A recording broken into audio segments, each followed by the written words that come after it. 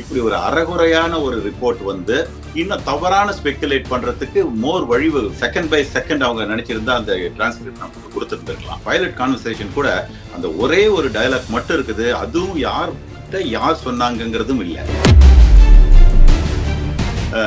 ஏன் இரவு 12 மணிக்கு ரிலீஸ் பண்ணாங்கிற ஒரு கேள்வி. அதே மாதிரி வந்து 44 மணி நேரத்துக்கு முன்னாடியே வால் ஸ்ட்ரீட் ஜேர்னல்ல இதை பத்தி லீக் ஆயிடுச்சு. இது வந்து தெளிவுபடுத்துறத விட குழப்பத்தை அதிகப்படுத்திருச்சு அப்படிங்கறதுல அவங்க வந்து அப்செக்ட் பண்ணிருக்காங்க. இது ஆக்டிவேட் ஆகுமா தனியா, அப்படி நடக்குமா? பைலட் தப்பான இன்புட் போட்டுட்டாரா அப்படின்னு சொல்லிட்டு ஒரு ஆம்பிகஸ் ஒரு இப்படி இருக்கலாம் அப்படி இருக்கலாங்கிற ஒரு வரும்போது என்ன ஆயிடுச்சுன்னா அது கண்டிப்பா போயிங்க்கு ஃபேவரபிளா போயிடுச்சு. எப்படின்னா பைலட் எரர் தான் அப்படிங்கிற மாதிரி கன்க்ளூட் பண்ணிட்டாங்க முதல் ஆக்சிடென்ட். ஒரு தவறான ஃபைண்டிங் வந்து இன்னும் ஒரு சில உயிர்களை கொண்டுடும். இந்த ரிப்போர்ட்டுக்கு பிறகு எந்தவித ரெக்கமெண்டேஷனுமே அது கொடுக்கப்படல. அப்போ வந்து மோர் சந்தேகத்தை கலப்புது. அப்போ போயிங் இதெல்லாம் கரெக்ட்னா அப்ப யார் தப்பு அப்படி. அப்ப இந்த மிஷின் எந்த தவறு நடக்கல. அப்ப மனுஷனா இன்டென்ஷனலா வேணும்னு பண்ணாங்களா, தெரியாது பண்ண வாய்ப்பு இல்லைன்னா வேணும்னு பண்ண. சோ இப்படியே நீங்க நேரோ டவுன் பண்ணிட்டு போனீங்கன்னா. கலாட்டா நேயர்களுக்கு வணக்கம். நான் சரவண ராம்குமார். இன்று நம்மோடு விமானி அசோகன் அவர்கள் இணைஞ்சிருக்காரு. கடந்த காலங்களில் நம்ம பார்த்திருப்போம், இந்த ஏர் இந்தியா விமானமானது விபத்துக்குள்ளானது தொடர்ந்து பல்வேறு விஷயங்கள் பேசப்பட்டது. அதனை தொடர்ந்து அதனுடைய அந்த அறிக்கையானது வந்தது முதல் கட்டமாக. அதையொட்டி பல்வேறு விஷயங்கள் பேசப்பட்டது. நாமும் ஏற்கனவே பேசியிருந்தோம்.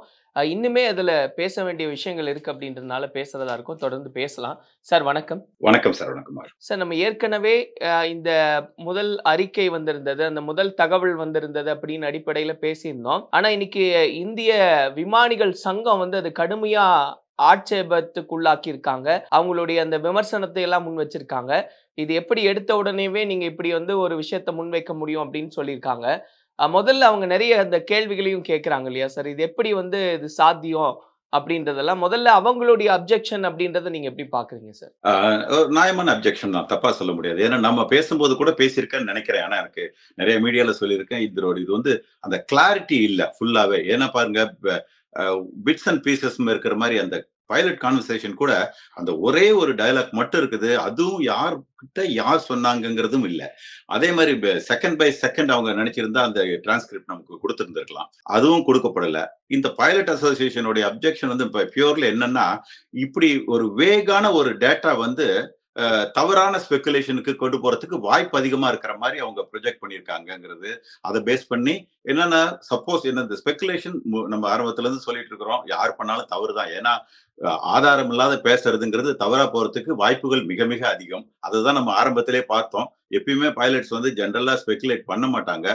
இந்த பர்டிகுலர் ஆக்சிடென்ட் ரொம்ப வியர்ட். இது மாதிரி இந்த ஏவியேஷன் ஹிஸ்டரியிலேயே வரலாறுல நடக்க முடியாத ஒரு டைப் இருந்ததும் அது வந்து சோசியல் மீடியா மூலியமா எதனாலயோ அவ்வளவு ஒரு கவனத்தை ஈர்த்ததுனால நிறைய பேர் இதுதான் முதல் தடவை பைலட்ஸ் வந்து நான் நிறைய பைலட்ஸ் வந்து ஸ்பெகுலேட் பண்ணது பார்த்தேன். அதுல கிட்டத்தட்ட பாத்தீங்கன்னா ஒவ்வொரு நாளும் ஒரு கருத்து வந்தது. ஒரு நாள் பிளாப்பை பத்தி வந்தது, ஒரு நாள் வந்து பவர் லாஸ் பத்தி வந்தது, இன்னொரு நாள் வந்து ஃபியூல் கண்டாமினேஷன் பத்தி வந்தது, இன்னொரு நாள் ஃபியூல் பிளாக் ஆயிருக்குமாங்கிறது, இது நிறைய வந்தது. பட் எல்லாமே தவறா இருக்குங்கிறத இந்த ரிப்போர்ட் நமக்கு உறுதி பண்ணுது. அதே மாதிரி வந்து அவங்க என்ன சொல்றாங்கன்னா, இப்படி ஒரு அறகுறையான ஒரு ரிப்போர்ட் வந்து இன்னும் தவறான ஸ்பெகுலேட் பண்றதுக்கு மோர் வழிவகுக்கும். அதாவது இது வந்து ஒரு ஆன்சரா இருக்கணும், ஆனா இது வந்து மோர் கொஸ்டின்ஸை கிளப்பி விட்டுருச்சு அப்படின்னு சொல்றாங்க. அதுல 2-3 பாயிண்ட் வைக்கிறாங்க. அது நியாயமான பாயிண்ட் தான். எப்படின்னா, ஒண்ணு வந்து ஏன் இரவு 12 மணிக்கு ரிலீஸ் பண்ணாங்கிற ஒரு கேள்வி. அதே மாதிரி வந்து 44 மணி நேரத்துக்கு முன்னாடியே வால் ஸ்ட்ரீட் ஜேர்னல்ல இதை பத்தி லீக் ஆயிடுச்சு. இது சப்போஸ் டு நாட் லீக். என்னைக்கு வந்து அபிஷியலா அனௌன்ஸ் பண்றாங்களோ அன்னைக்கு தான் இது வெளியே வரணும். ஏன் அப்படி ஆச்சுன்னு கேள்வி.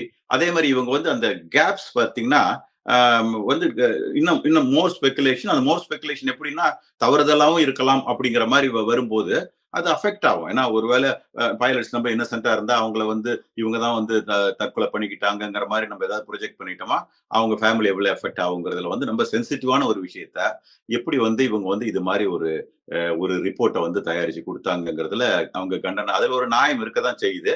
அதே மாதிரி வந்து அந்த பேனல்ல வந்து எனக்கு தெரியாது, ஆனா இப்ப நம்ம இப்பதான் தெரியும் வந்து கமர்ஷியல் பைலட் யாருமே இல்லைன்னு சொல்லிட்டு.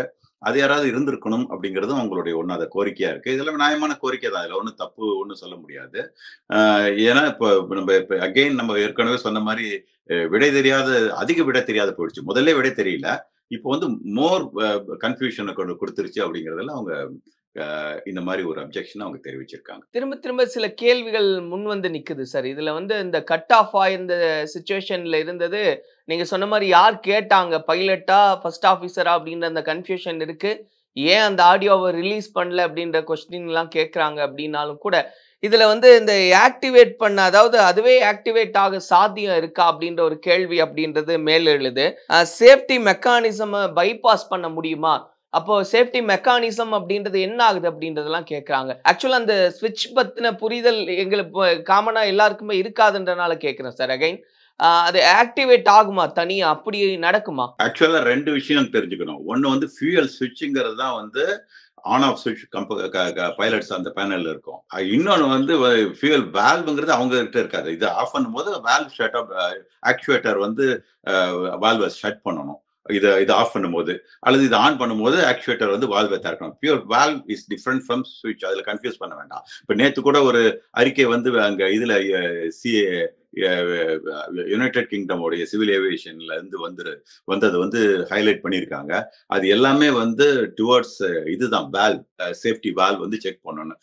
அது வந்து ஏடியில கொடுத்துட்டாங்கன்னா அவங்க அதை செக் பண்ணி அவங்க என்ன ரெக்கமெண்ட் பண்றாங்களோ அதை கரெக்ட் பண்ணாதான் அடுத்த சர்டிபிகேஷன் அது பாஸ் ஆகும். இப்போ வந்து மேண்டேட்டரின்னு ஒன்று கொடுத்துட்டாங்கன்னா தென் செக் பண்ணுவாங்க. ஏதாவது ஒரு டவுட் வந்ததுன்னா அவங்க கொடுத்துருவாங்க. இது ரெகுலரா வந்துட்டு இருக்கும். அப்பப்ப சர்க்குலேட் ஆகும். அந்தந்த அத்தாரிட்டி அந்தந்த கண்ட்ரில இருக்கிற அந்த இப்போ இந்தியானா டிஜிசிஏவா அவங்க கொடுப்பாங்க.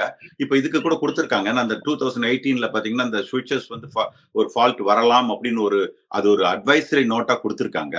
அந்த அட்வைசரி நோட் வந்து அது வந்து பண்ண வேண்டிய அவசியம் இல்லை, கொஞ்சம் கேர்ஃபுல்லா இருந்துக்கோங்கன்னு ஒரு வார்னிங் தான் ஒளி, மற்றபடி அது பண்ணணும்னு சொல்லல. பட் இப்போ வந்து என்ன பண்ணிருக்காங்க, ஐ திங்க் 21 ஜூலைக்குள்ள அதெல்லாம் செக் பண்ணிட்டு நமக்கு வந்து அந்த டைம் லைன் கொடுத்துருக்காங்க. இந்த ஆக்சிடென்ட்டுக்கு பிறகு கொடுத்துருக்காங்க.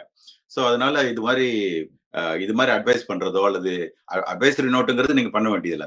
ஏடிங்கிறது மேண்டேட்டரி. நீங்க வந்து பண்ணி தான் ஆகணும். பண்ணாதான் நீங்க வந்து அடுத்த டெஸ்ட் வந்து அது பாஸ் பண்ணும். ஆக்சுவலா சார் இப்போ இந்த ஒரு இது வந்து பைலட் எரர் அப்படின்ற மாதிரி தான் இருக்கு அந்த ரிப்போர்ட் நம்ம பார்க்கும்போது. நம்ம சொல்லும் போதெல்லாம் பிளாக் பாக்ஸ்ல எல்லாமே நம்மளால தெரிஞ்சுக்க முடியும் அப்படின்னு நம்ம சொல்றோம். அப்ப பிளாக் பாக்ஸ்ல வந்து இந்த மாதிரியான விஷயம் இது எப்படி நடந்தது அப்படின்றதுக்கான ரெக்கார்ட்ஸ் இருக்குமா அதுல? கண்டிப்பா இருக்கும். அதுதான் பைலட் அசோசியேஷன் அப்ஜெக்ட் பண்றாங்க. என்னன்னா ஏன் நீங்க இது வந்து தெளிவான ஒரு இது கொடுக்கல. அதாவது உங்களுக்கு வந்து அந்த டைம் லைம்லாம் வந்து நிறைய மிஸ் ஆகுது.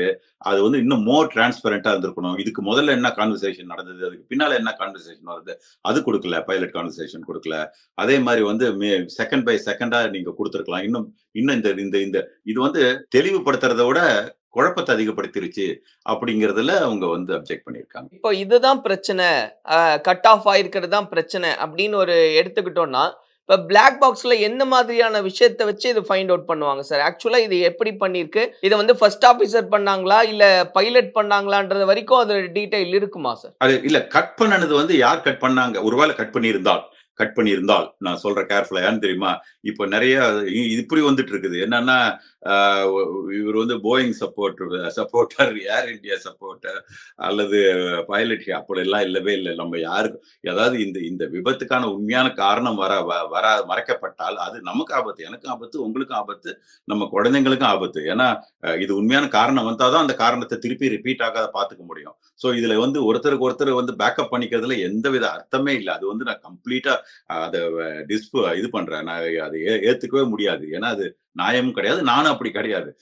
ஏற்கனவே வந்து என்ன வந்திருக்கோ, என்ன நம்ம பாக்குறோமோ அதை பேஸ் பண்ணி நம்ம சொல்றோம் இன்டர்பிரிட்டேஷன், அவ்வளவுதான். அதாவது ஒரு ரிப்போர்ட்டை படிக்கும்போது அவங்களுக்கு கன்ஃபியூஸ் ஆகும். அது இப்படிதான் சொல்லியிருக்குன்னு சொல்றோம், அவ்வளவுதான் ஒழிய மற்றபடி நம்மளா யோசிச்சு ஒன்னும் சொல்லல. சோ அதனால எந்த சப்போர்ட்டரும் கிடையாது. கம்ப்ளீட் டிஸ்க்ளைமர் நான் சொல்றேன். போயிங்க்கு இது சரி உண்மையான இது உண்மை நமக்கு எல்லாம் தெரிஞ்சாகணும் எதனால ஆச்சுன்னு. ஒருவேளை இது மிஸ்ட் இப்ப ஏன்னா இது ஏன் முக்கியமா சொல்றேன் அப்படின்னா, எம்காஸ் அந்த போயிங் 737ல வந்து அந்த மேக்ஸ் வந்தது பாத்தீங்களா? அப்போ முதல் தடவை என்ன ஆயிடுச்சுன்னா ஒரு ஆம்பிகுவஸ், அதாவது பைலட் இது வந்து சரி பைலட் தப்பான இன்புட் போட்டுட்டாரா அப்படின்னு சொல்லிட்டு ஒரு ஆம்பிகுவஸ்னா ஒரு இப்படி இருக்கலாம் அப்படி இருக்கலாங்கிற ஒரு வரும்போது என்ன ஆயிடுச்சுன்னா அது கண்டிப்பா போயிங்க்கு ஃபேவரபிளா போயிடுச்சு. எப்படின்னா பைலட் எரர் தான் அப்படிங்கிற மாதிரி கன்க்ளூட் பண்ணிட்டாங்க முதல் ஆக்சிடென்ட். ரெண்டாவது ஆக்சிடென்ட் அப்படி சிமிலர் பேட்டர்ன்ல வந்ததுனால செகண்ட் டைம் தான் அவங்க வந்து கரெக்டா ஃபைண்ட் அவுட் பண்ணி இது சாஃப்ட்வேர் ஃபிளா அப்படின்னு கண்டுபிடிச்சாங்க. அதுக்கு பிறகு உங்களுக்கு தெரியும் கிரவுண்ட் பண்ணி அது எல்லாமே சர்டிபிகேஷன் எல்லாம் ப்ராப்பரா வாங்கி இப்போ ஒழுங்கா ஓடிட்டு இருக்கு. சோ இதனாலதான் இதுதான் பிரச்சனை. இப்ப என்னன்னா ஒரு தவறான ஃபைண்டிங் வந்து இன்னும் ஒரு சில உயிர்களை கொன்னுடும். அதுதான் பிரச்சனை. அதனால தவறான ஃபைண்டிங் வரக்கூடாதுங்கிறதுல எல்லாரும் கருத்தா இருக்கிறதுல தப்பே கிடையாது. எதுக்கு நம்ம போய் ஒருத்தர் பேக்கப் பண்ணிக்கணும்? நம்ம வந்து இப்போ போயிங்க பேக்கப் பண்ணி அது ஒண்ணும் இல்லைங்கிற ப்ரூஃப் ஆகும்போது நாளைக்கு அதுலதான் உண்மையான ப்ராப்ளம் இருந்ததுன்னா நீங்களும் நானும் போற பிளேன்ல வந்து அது அதே ஒரு சம்பவம் நடக்காதா? அல்லது நம்ம குழந்தைங்க போற பிளேன்ல அந்த பிளேன்ல போய் சம்பவம் நடக்காதா? சோ இது பயங்கர ஆபத்தான ஒரு சமாச்சாரம். இதுல எந்த சப்போர்ட்டும் யாருக்கும் நான் இல்லைங்கிறது தெளிவுபடுத்திக்கிறேன். விமானிகளுடைய அந்த சங்கம் கேட்டிருந்த அந்த கேள்வி சார், ஏன் இதுல வந்து ஒரு விமானி கூட இல்ல அப்படின்றது வந்து எவ்வளவு நியாயமான கேள்வியா பாக்குறீங்க? ஏன்னா இந்த பிளாக் பாக்ஸ் வந்து எங்க வச்சு ரீட் பண்ண போறாங்க, இங்க இல்ல அப்படிங்கும்போது அது எந்த அளவுக்கு நம்பகத்தன்மையோட இருக்குன்றது ஏற்கனவே பேசிட்டு இருந்தாங்க. இப்போ திரும்ப திரும்ப அததான் வந்து கன்ஃபார்ம் பண்ற மாதிரி இது மாறிக்கிட்டு இருக்குன்னு பாக்குறீங்களா? இது அந்த கேள்வி வந்து 100% நியாயமான ஒண்ணு. அது வந்து ஏன் இந்தியன் அத்தாரிட்டி ஒரு கமர்ஷியல் பைலட்குள்ள உள்ள வைக்கலங்கிறது, எவ்வளவு இன்ஜினியர் இருக்கலாம், மத்ததெல்லாம் இருக்கலாம். எனக்கே தெரியாது. இப்பதான் தெரியும். ஏன் ஒருத்தர் கூட வைக்கலங்கிறது வந்து முற்றிலும் தவறு. ஏன்னா நீங்க வந்து அந்த ஆக்சுவலா பிராக்டிக்கலா டே டு டே லைஃப்ல அதை வந்து இயக்கிட்டு இருக்கிறவங்க கிட்ட இருக்க ஒரு சில விஷயங்கள் வந்து மிஸ் ஆகலாம். நிச்சயமா மிஸ் ஆகலாம் இதை இன்டர்பிரேட் பண்ணும்போது. அப்போ அவங்க அங்க இருந்திருந்த அந்த பேனல் இருந்திருந்தாங்களா நிச்சயமா அவங்களுடைய வியூ பாயிண்ட் சொல்லியிருப்பாங்க. அந்த வியூ பாயிண்ட்டை தவிர்த்துட்டு ஒரு இன்வெஸ்டிகேஷன்ங்கிறது வந்து எனக்கும் மிக மிக தவறுதலா தான் தெரியுது. அது இப்ப இந்த இன்சிடென்ட்ஸுக்கு பிறகுதான் எனக்கும் தெரியும் இது மாதிரி ஒரு கமர்ஷியல் பைலட் கூட அந்த பேனல்குள்ள இல்லைங்கிறது. அது முற்றிலும் நானும் 100% அவங்களுடைய கோரிக்கை ரைட்டு. அது இனிமேலாவது இந்தியன் அத்தாரிட்டி செய்யணும். இப்ப இது எல்லாமே ரிஃப்ளெக்ட் பண்றது வந்து போயிங் வந்து ப்ராப்பரா தான் இருக்கு, போயிங் எல்லாம் கரெக்டா தான் இருக்கு அப்படின்றது தானே. கிட்டத்தட்ட அது சொல்லாம சொல்றது தான் இதோடைய தன்மை அப்படின்றதெல்லாம் பேசுறாங்க. அதை எந்த அளவுக்கு நீங்க ஏத்துக்கிறீங்க? அதேதான் நீங்க சொன்னது சொல்லாம சொல்றாங்க. ஏன்னா எந்த ரெக்கமெண்டேஷன் கொடுக்கல. ஈவன் அந்த ஸ்விட்சஸ் பண்ணனது அந்த டிஜிசிஏ ரிப்போர்ட் கூட அந்த பண்ணணும்னு சொன்னது கூட அந்த ஆக்சிடென்ட்டை பேஸ் பண்ணி தான் இருந்தது ஒழிய அந்த 2018 ரெக்கமெண்டேஷன் பேஸ் பண்ணி தான் இருந்தது ஒழிய அதுக்கு பிறகு எந்தவித இதுவும் வரல. எந்தவித ஏடின்னு சொல்றதாவது நீங்க கண்டிப்பா செஞ்சு ஆகணும். மேண்டேட்டரி, அதாவது கம்பல்சரியா நீங்க செய்யுங்கன்னு சொல்லி அந்த ரிப்போர்ட் எங்கேயும் வரல. இருந்தாலும் பண்றாங்க. கொஞ்சம் முன்னெச்சரிக்கை இப்ப பண்ண ஆரம்பிச்சிருக்காங்க. அதனால இது வந்து நீங்க சொல்ற மாதிரி தான். அதாவது இது வந்து ஒரு வேக் இன்டர்பிரிட்டேஷன். நீங்க எப்படி வேணா பண்ணிக்கலாம் அப்படிங்கிற மாதிரி போயிட்டு இருக்குது. அப்படிங்கறதுனால தான் அவங்க அப்ஜெக்டும் பண்ணறாங்க. எனிவே அதனால இப்ப வந்து பாத்தீங்கன்னா இது பொறுத்து இருந்துதான் பார்க்கணும் சரவணகுமார். இன்னும் 12 மாசம் நம்ம காத்திருந்தோம். ஏன்னா அன்லஸ் இவங்க இன்னும் மோர் டீடைல் கொடுத்தா நம்ம ஏதாவது ஒரு டைரக்ஷன்ல திங்க் பண்ணலாம். இப்போ வந்து ஆதாரமில்லாத எந்த குற்றச்சாட்டும் சொல்றதும் தவறுதான். சார், ஆனா ஒரு புரிதலுக்காக கேட்கிறேன் சார். இப்போ இதுக்கு முன்னாடி நடந்த விமான விபத்துகள் குறித்து நம்ம நிறைய விஷயங்களை நம்மளே டிஸ்கஸ் பண்ணியிருக்கோம் சார். அப்போ இந்த மாதிரி ஒரு முதல் அறிக்கை ஒண்ணு வருது, இதுதான் நடந்திருக்க கூடும் அப்படின்ற ஒரு தகவல் வருதுன்னா அது ரொம்பவுமே முக்கியமானதா இருக்கும். அப்படி இருக்கும்போது மற்ற நாடுகள்ல எல்லாம் இந்த மாதிரியான ஒரு ஸ்டேட்மெண்ட் கடைபிடிக்கிறாங்களா? அதை ஒப்பீட்டளவுல எப்படி இருக்கு? ஏன்னா இது இன்னும் முழுமையா இல்ல, சரியா இல்ல, கிளியர் கட்டா இல்ல அப்படின்னு முன்வைக்கும் போது மற்ற இடங்கள்ல மற்ற நிகழ்வுகள்ல எப்படியான ஒரு முதல் தகவல் அறிக்கையை வச்சிருந்திருக்காங்க இது வரைக்கும்? இந்த பிரிலிமினரி ரிப்போர்ட்ல மோஸ்ட்லி பாத்தீங்கன்னா அட்லீஸ்ட் அந்த ப்ரொஃபஷனல்ஸ்க்கு எல்லாம் தெரியும். பைலட்ஸ் மத்த அதுல இருக்கிறவங்களுக்கு ஏவியேஷன் இண்டஸ்ட்ரியில இருக்கிறவங்க இன்ஜினியர்ஸ் எல்லாம் ஓரளவு தெரிஞ்சிருக்கும். எப்படின்னா இதுதான் காரணமா இருக்கும் ஓரளவு நம்மளால பின் பாயிண்ட் பண்ண முடியும். ஆனா அவங்க எப்பயுமே ஃபைனல் ரிப்போர்ட் தான் கரெக்ட். இருந்தாலும் பண்ண முடியும். அது வந்து ஒரு சரியான டைரக்ஷனை நமக்கு காமிச்சிரும். இப்ப அதே மாதிரி நீங்க போன கேள்வியில் கூட என்னன்னா நீங்க சொன்னீங்களா போயிங் மேல தவறு இல்லைன்னு. ஏன்னா எந்த ரெக்கமெண்டேஷன் இல்ல. என்ஜின் பத்தி நீங்க இப்ப செக் பண்ணுங்கன்னு இல்ல, அல்லது அந்த ஃபியூயல் நான் சொன்னேன்ல அந்த ஆக்சுவேட்டர், வால்வு, ஸ்விட்ச், இது எதுவுமே எந்தவித இந்த ரிப்போர்ட்டுக்கு பிறகு எந்தவித ரெக்கமெண்டேஷனுமே அது கொடுக்கப்படல. அப்போ வந்து மோர் சந்தேகத்தை கலப்புது. அப்போ போயிங் இதெல்லாம் கரெக்ட்னா அப்ப யார் தப்பு? அப்படி எல்லாருக்கும் இந்த கேள்வி வருது இல்ல, இது தவறு நடந்திருக்கு. இது நீங்க பாருங்க, நீங்க சொல்லாம சொல்ற மாதிரி இருக்கு இந்த ரிப்போர்ட் அப்படிங்கறதான் அவங்களோட குற்றச்சாட்டு. அப்ப இந்த மிஷின் எந்த தவறு நடக்கல. அப்ப மனுஷனா இன்டென்ஷனலா வேணும்னு பண்ணாங்களா, தெரியாது பண்ண வாய்ப்பு இல்லைன்னா வேணும்னு பண்ற. சோ இப்படியே நீங்க நேரோ டவுன் பண்ணிட்டு போனீங்கன்னா பைலட் மேல குற்றம் சாட்டுற மாதிரி ஒரு சூழ்நிலை வருதுங்கிறது தான் இதனுடைய அப்ஜெக்ஷனுடைய முக்கியமான காரணம். அதனாலதான் இது அதிக கேள்விகளை கிளப்பி விட்டுருச்சு. பதில் கொடுக்க வேண்டிய ஒரு விஷயம் மோர் கேள்விகளை கிளப்பி விட்டுருச்சு. இப்பயும் complete total back to square ஒன்னுங்கிற மாதிரி எல்லாம் வந்துட்டோம். இப்போ இந்த பைலட்டோடைய எரர் தான் அப்படின்றது தான் அந்த ரிப்போர்ட்ல இருக்கு. அப்படிங்கும் போது சார் இன் ஃபியூச்சர்ல அப்ப விமானத்துல போறக்கே அவங்க பைலட் எரர்னு அந்த ரிப்போர்ட்ல சொல்லல. அவங்க ரிப்போர்ட்ல என்ன சொன்னாங்க அப்படின்னா இது வந்து அந்த ஸ்விட்ச் நகர்த்தப்பட்டு இருக்கு. அதாவது வந்து ரன்ல இருந்து கட் ஆஃப் பொசிஷனுக்கு நகர்த்தப்பட்டிருக்கு. நகர்த்தப்பட்ட பிறகு ஒரு பைலட் இன்னொரு பைலட்டை கேட்கிறாரு, ஏன் இந்த சுவிட்சை நகர்த்துனீங்கன்னு. அதுக்கு அவர் இல்லைன்னு சொல்றாரு. இப்படிதான் இருக்கு ஒழிய இதுவும் ஒரு முழுமையான கம்ப்ளீட்டா இது அது வந்து ஆம்பிகஸ், அதாவது நம்ம எப்படி வேணா புரிஞ்சுக்கோங்கிற மாதிரி இருக்கு. இது வந்து இது இந்த இன்டர்பிரேஷன் வந்து தவறுதலா எது ரைட்டுன்னு நமக்கு தெரியாது. எனிவே அது மாதிரி வேற இது மாதிரி இந்த மாதிரி பிளேம் பண்றதுக்கு ஏதுவா இருக்கிற மாதிரி இன்டர்பிரட் பண்ணலாம் அப்படிங்கிற மாதிரி இந்த ரிப்போர்ட் இருக்குங்கிறதுனாலதான் முக்கியமா. இல்ல அதுதான் சார். ஆக்சுவலா இப்போ அந்த அந்த பர்ட்டிகுலர் இப்போ பைலட் எரர் அப்படின்றது டைரக்டா டிஸ்கிரைப் ஆகல. பட் நிறைய பேர் வந்து இதை வந்து கனெக்ட் பண்ணி பார்க்கும்போது, அது கோரிலேட் பண்ணி பார்க்கும்போது இதுதான் நடந்திருக்கும்ன்ற ஒரு கன்க்ளூஷனுக்கு வந்து நிறைய பேர் பேச ஆரம்பிக்கிறாங்க, டிபேட் பண்றாங்க. அப்படிங்கும்போது இது இன் ஃபியூச்சர்ல வந்து அப்ப விமான போக்குவரத்து மேலேயே ஒரு நம்பகத்தன்மையோ ஒரு கேள்விக்குறி கொண்டு வந்துரும் அப்படின்றது தான் அதுல பொருள் சார். ஆமா, இது ஒரு சந்தேக மனுஷங்களுக்கு அப்படி நமக்கு இருந்து ஒருவேளை இதனுடைய ஃபியூயல் வால்வ்ல ப்ராப்ளம் அப்படின்னு இருக்குமா அப்படின்னு ஒரு சந்தேகம் இருந்ததுன்னா எதை வச்சு ட்ரீம் லைனர்ல ஏறி உட்காருவீங்க? ஏன் இன்னொரு தடவை அது ரிப்பீட் ஆச்சுன்னா என்ன ஆகும் அப்படிங்கிற பயம் இருக்கதான் செய்யும், இல்லைன்னு சொல்ல வரல. ஆனா பார்ப்போம், வாய்ப்பு இல்லை அது மாதிரி. இது மாதிரி ஒரு மின்னல் 2 இடத்த ஒரே இடத்துல 2 தடவை மின்னல் அடிக்காதுமாங்க. அது மாதிரி இன்னொரு சம்பவம் இது மாதிரி நடக்கிறதுக்கு வாய்ப்பு இல்லைங்கிறது தான் என்னுடைய இதுவும் கூட. இது ஏற்கனவே அந்த பழைய ரிப்போர்ட்ல இது மாதிரி தவறான ரிப்போர்ட் வந்திருக்கு, வரலன்னு சொல்ல முடியாது. ஏன்னா ரெண்டாவது இன்டர்பிரட் பண்ணும்போது மனுஷங்க தானே, தவறுகள் நடந்திருக்கு. அந்த தவறு உயிரையும் காவு வாங்கியிருக்கு. அதனால இப்போ கேர்ஃபுல்லா இருக்கணும் அப்படிங்கிறதுல எல்லாம் கண்ணா இருக்கிறோம், வேற ஒண்ணும் இல்லை. அண்ட் ஃபைனலா ஒரே ஒரு கொஸ்டின் சார். இப்போ வந்து இதோட அடுத்த ரிப்போர்ட் இல்லைன்னா ஃபைனல் ரிப்போர்ட் அப்படின்றது கட்டாயமா 1 வருஷம் அப்படின்றது எடுத்துக்குமா சார், இல்ல அதை கடந்துமே போகும் அப்படின்னு? சப்போஸ் காம்ப்ளிகேட்டடா இருந்தா அது கடந்து போகும். ரொம்ப காம்ப்ளிகேட்டடா இருந்தா அது கடந்து போகும். காம்ப்ளிகேட் இல்லைன்னா 1 வருஷத்துல வந்துடும். அது காம்ப்ளிகேஷனை பொறுத்து இருக்கு. இன்னும் அவங்க வந்து டீகோட் பண்ணி செகண்ட் பை செகண்டா பார்ப்பாங்க. ஒவ்வொரு செகண்டும் கான்வர்சேஷன் என்ன இருந்தது, இதுல என்ன பேராமீட்டர் என்ன காமிச்சதுன்னு செகண்ட் பை செகண்டா மில்லி செகண்ட் அனலைஸ் பண்ணுவாங்க.